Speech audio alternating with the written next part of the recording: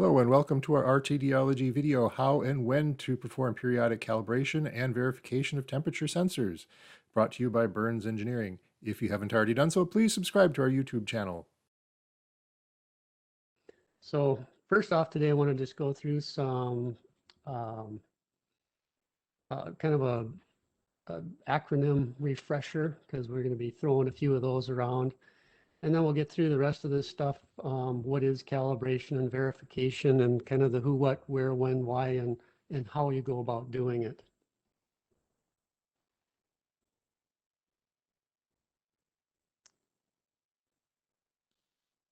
So here's some of the kind of the most common ones will be this R0, which is the resistance at 0 degrees C for an RTD. IR is insulation resistance, and we'll have a good explanation of what that is and why it's important. Some of these others I just included for just in case we happen to mention it. You can kind of go through there and pick out your favorite one. So when we look at an RTD, we can either kind of verify that it's working correctly, or we can actually go through a full calibration, which is not really any adjustments that we can do to it, but it characterizes the resistance that it's reading with the corresponding temperature. And with the full calibration, we can generate temperature coefficients and things, and then use some equations to calculate all the intermediate temperature points in between the calibration points. With a verification, what we're doing is just checking the RTD typically at just 1 point, maybe 2, and seeing that how it relates to the standards or the actual manufacturer's initial tolerance band for that probe. And that's kind of the why of why we want to do this, just to ensure that we have a good accurate temperature measurement, and that all starts with the temperature probe. There are lots of other error sources that come into play, and they have other webinars and other little short videos on YouTube that talk about what all those other error sources are. But really, we're starting with just the RTD in this, what I'm going to explain here today. And it goes towards, making sure that you have consistent product quality. And in case you have some third-party watchdog, you have a record of the fact that you have looked at this temperature measurement, and it is indeed accurate. And the other big part gets down to the pocketbook. And I just went through I don't know, just a little calculation here, and I know my energy cost might be a little on the light side, but it just kind of shows you that if you're running 1 degree Fahrenheit too warm in your process, you potentially can really be wasting a lot of money, in addition to maybe not getting quite as good a quality product as you would think you are. So, and why we want to do either one of these. So if we have a new facility, new process that's coming online, you've ordered in a bunch of equipment, it's a good idea to make sure that it hasn't been damaged during shipping or while it's been sitting around the construction site. And it establishes a good baseline going forward. So if you're going to do any control charts or predictive maintenance, it's a good idea to start from kind of the ground zero to just ensure that we have that full record of that temperature probe to see how it's behaving and how it's performing in that particular process, because they do perform differently in different processes. And we'll talk about that a little bit more. And then, so we do the initial stuff, and then there's all the ongoing. And this helps to identify any errors that might come into play, and it could be there might be some vibration in the process or temperature cycling, things like that can cause the RTD to drift a little bit. So to have that full traceability of that temperature probe really helps to understand what's going on with it and when it may need to be checked to make sure that it's still within the initial tolerances.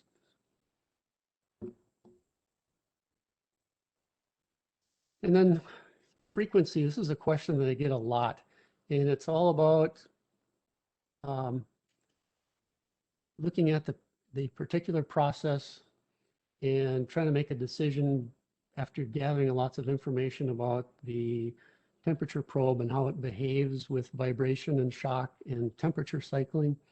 And that's where the manufacturer can come in to help you out with those numbers.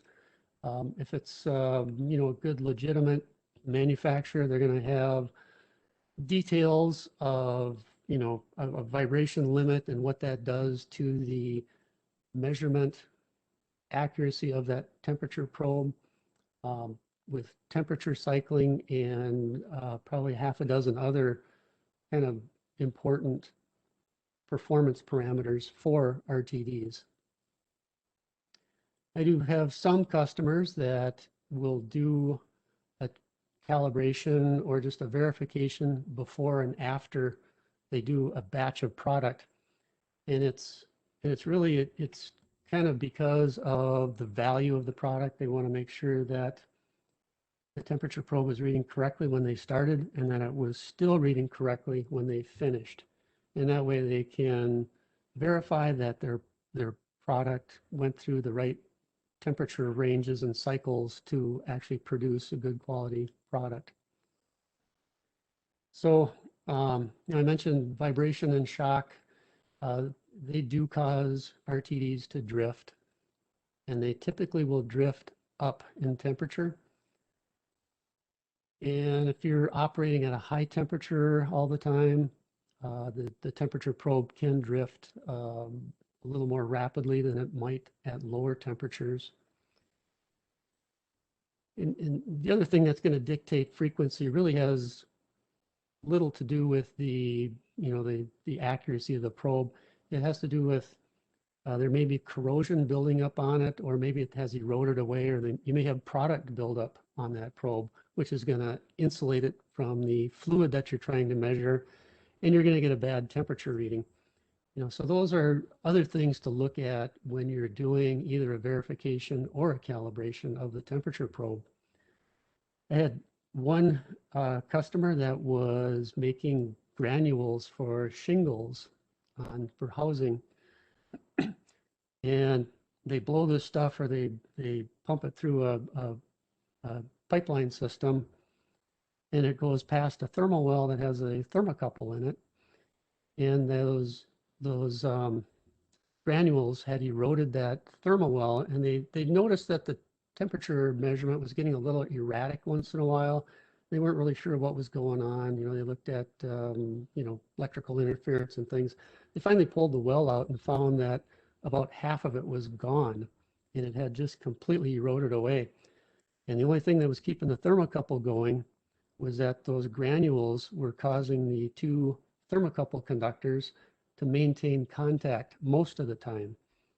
And every once in a while they would separate, and that's when they would show up as an erratic reading.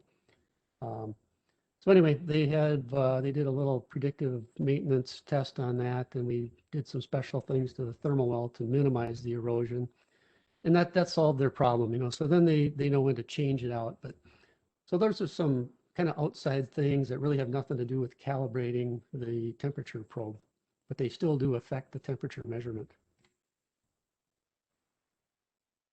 And this graph shows that the change, this is just going to be a change in the initial, let's say it's just the ice point resistance over time.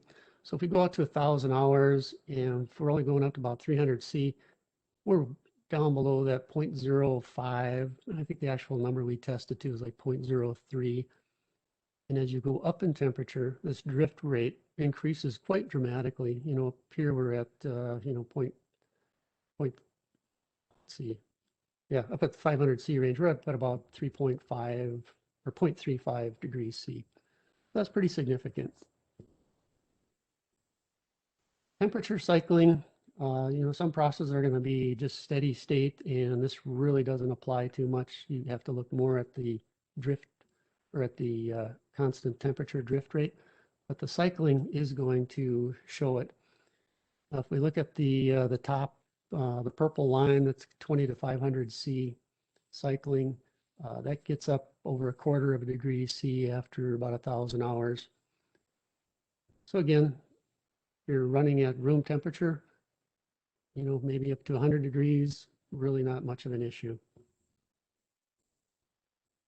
And kind of the bottom line with this stuff is really you need to look at all of these factors and then really set that frequency level just to meet your confidence in it. And it's kind of based on the kind of process that you're running and things.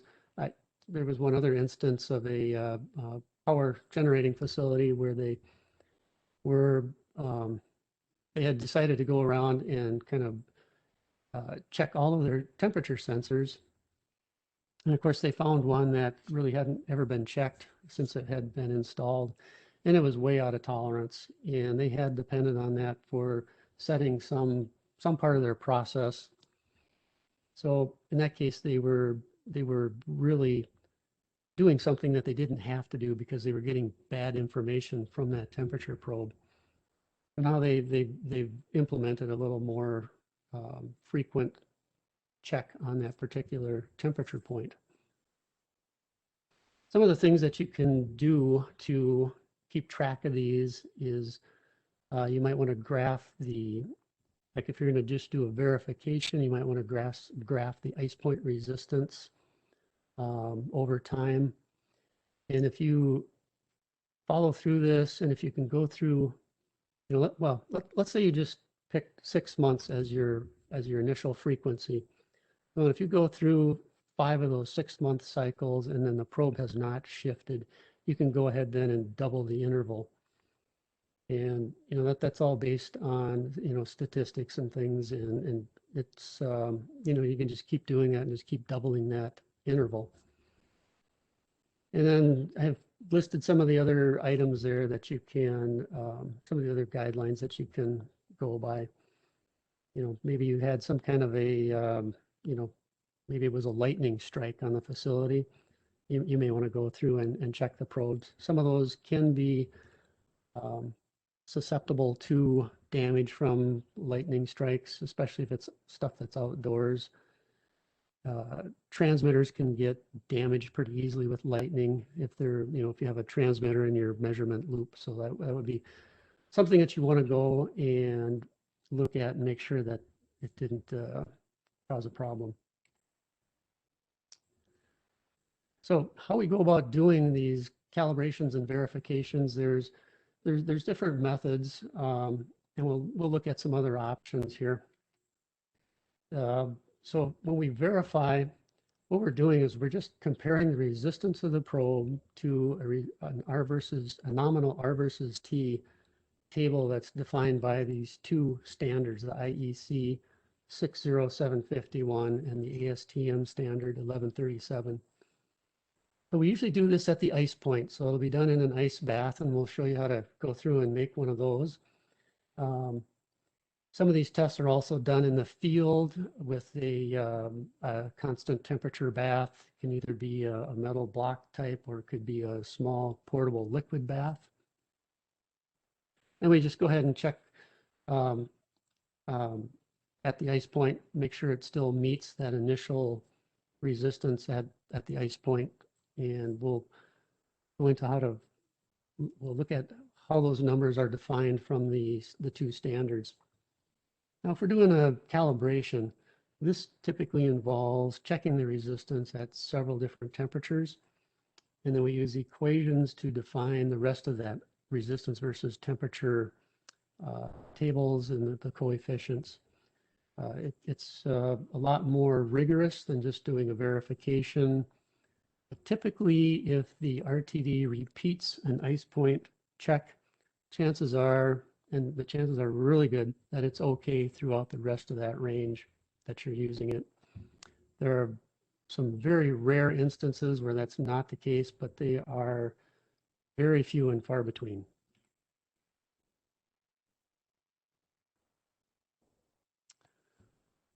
So when we're doing our calibration or verification, the very first thing you want to do, and it's one thing that gets forgotten or it's just not known about, you want to do an insulation resistance test. If moisture, this picture shows a typical sensing element, and it's been broken apart here so you can see the platinum wire coils inside of it. And if moisture gets into this um, sensing element, it can cause shunting between the coils. So electricity likes to take the path of least resistance, and apparently going through water is much easier than going through really small platinum wire. And so you'll end up with a lower than actual resistance reading and a lower than actual temperature reading. So it's really important that we go ahead and do this test, and it's quite simple to do. We take a meg ohm meter, hook one lead to the probe sheath, the other one to the lead wires, and test it.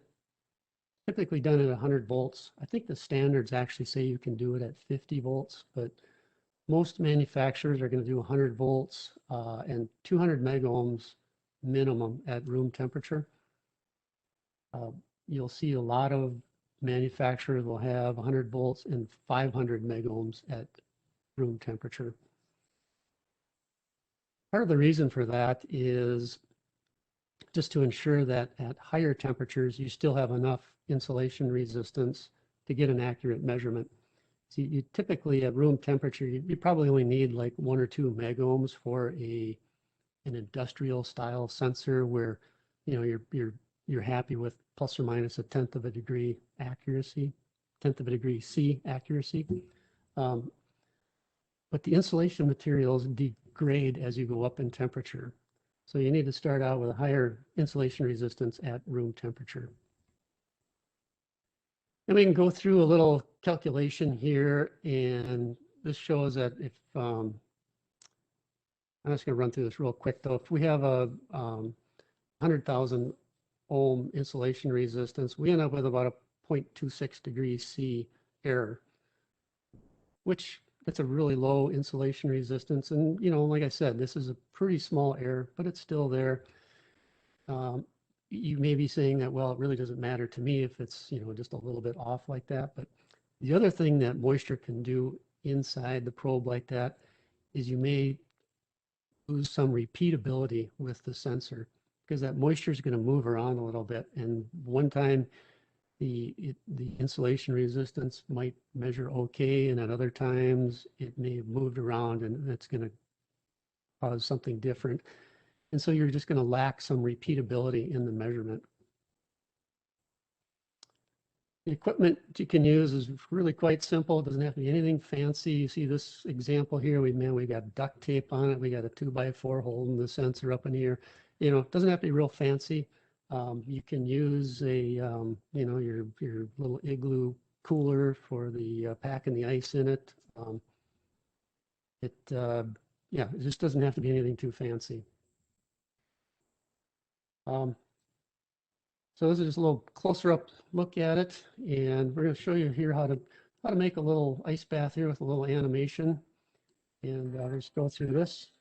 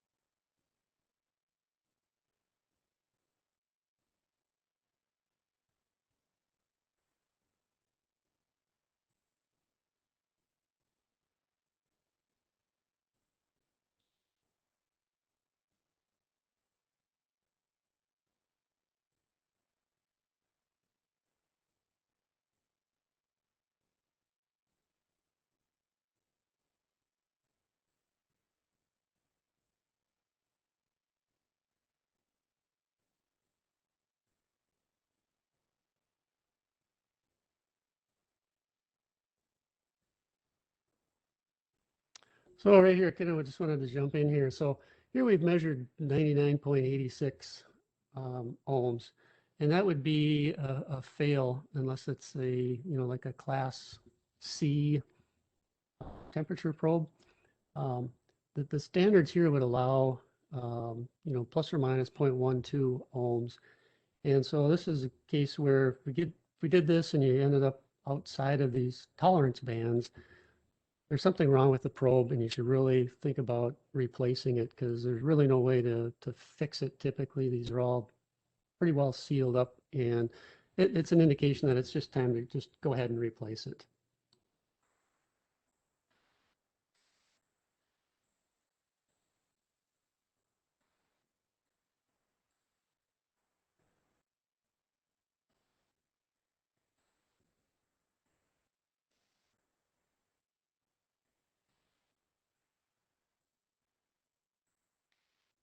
So getting back, I wanted to talk about these tolerance bands now and where do they come from and what do they look like and, and what are they? Uh, so here we're just showing these graphically. There's a little bit of difference between the two standards. If you look at the IEC and the ASTM here, um, at 0 degrees C, right here at this zero mark. Let me get my pointer out here so I can show you a little better. Yeah, right here is the 0 point. So we're at 0 degrees C and, or I shouldn't say, yeah, 0 degrees C and zero tolerance would be right at that line. And as you go up and as you go away from that 0 point, these tolerance bands get larger. And we can actually look at these graph or in an equation style here. So with these equations at 0 degrees C, all of this stuff over here drops out. And here we have just the tolerances at 0 degrees C for the various grades or classes of the sensors. But if you want to know what this interchangeability tolerance is at a different temperature, we can just plug in the temperature in degrees C and do the math and come up with that number.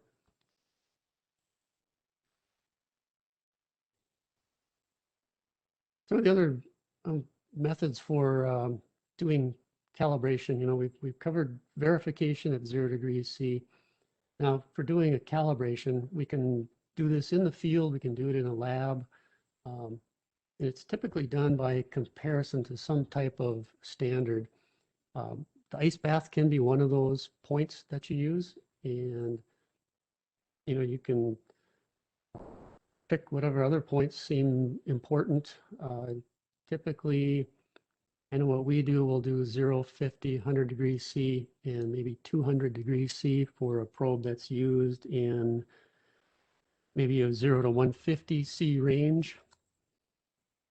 So by doing a comparison, we're taking a standard PRT, so it's a probe that has traceability back to the national standards. And if we're doing this in a laboratory, we have uncertainties down to about 0.001 degrees C.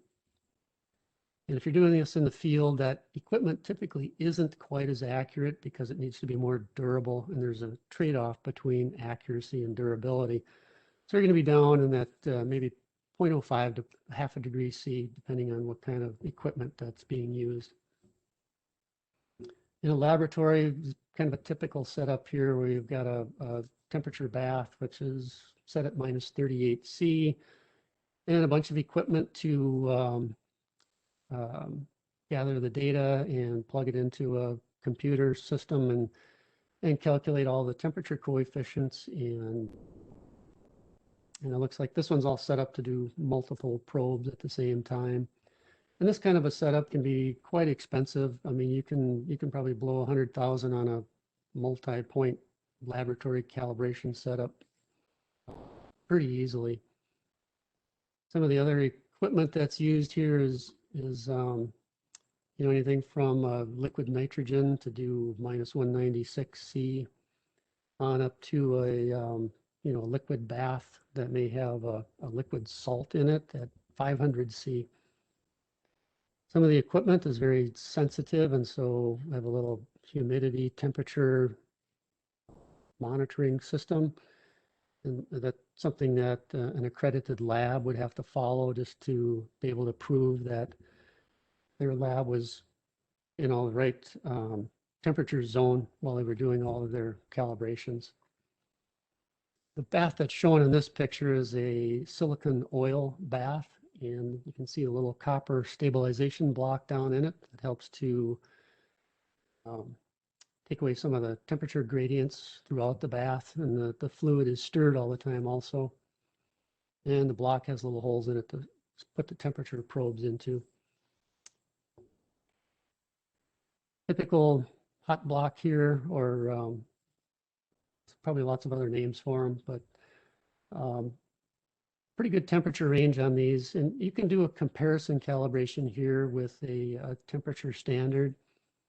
Some of these have a heating system in them that has a fairly accurate temperature probe, and you can just use, you can compare your test units to that temperature, and you don't need a separate standard. Need some kind of thermometer readout. This one happens to be, looks like it's some sort of fluke meter, and something to gather all the data so that you can monitor it. Now, if some of the, like I said, the multi-point calibration like that, it can be kind of expensive to get the equipment and to do it, and it's time consuming, and you need to have somebody trained to do it correctly. So there are factory calibration options. And in addition to that, if you have a case where you have a probe that's matched to a transmitter, for example, and what they end up doing is they'll calibrate the temperature probe, and then they'll use the temperature coefficients to enter those into the transmitter software so that it calculates actual resistance temperature characteristic for a specific probe. And you can get much improved accuracy out of that. So if we look at an example, so if you had just a temperature probe that was a class B sensor, it's going to be plus or minus probably 0.4 degrees C at 100 degrees C. But if we go and do this matching to a transmitter or any other device that has the capability, most of that interchangeability number goes away. And for the whole measurement loop then, or for the measurement system, probe and transmitter, it's going to be better than plus or minus 0.2 degrees C. So you can, for some measurement systems, it can be very critical to go from 0.4, 0.5 degrees C to half that. So this is one good way to do it. It's a feature that some calibration houses will offer.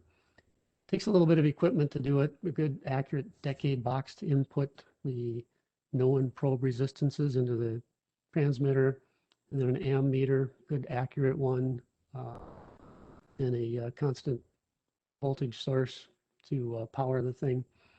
And transmitters will typically have some kind of software or something to do the adjustments to it. But it's just a real good, kind of inexpensive way to improve measurement accuracy. Some of the other features of outside labs, a lot of them are going to be accredited, and you really should look for a lab that is accredited, because there's a bunch of rules and things and procedures that are very stringent that you need to follow.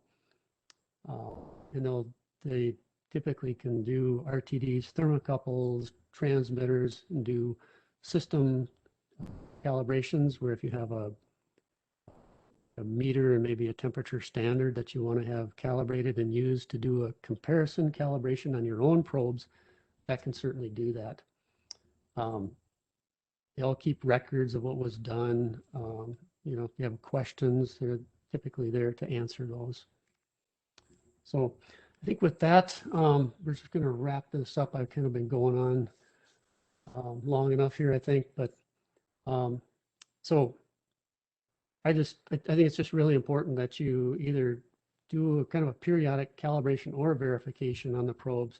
I know it kind of depends on the kind of industry you're in.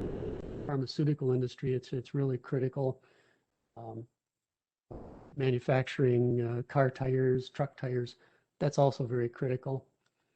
Um, one of the biggest challenges is setting up the frequency. And we looked at, you have to look at your process, what it's doing. Is it vibrating? Is it temperature cycling? Is there some water hammer going on from doing steam injection in like a food manufacturing line? Um, and then product value. So if it's a high value product, you might want to calibrate or verify before and after the process. And it gets down to safety too. You certainly don't want anything overheating and burning down your factory. So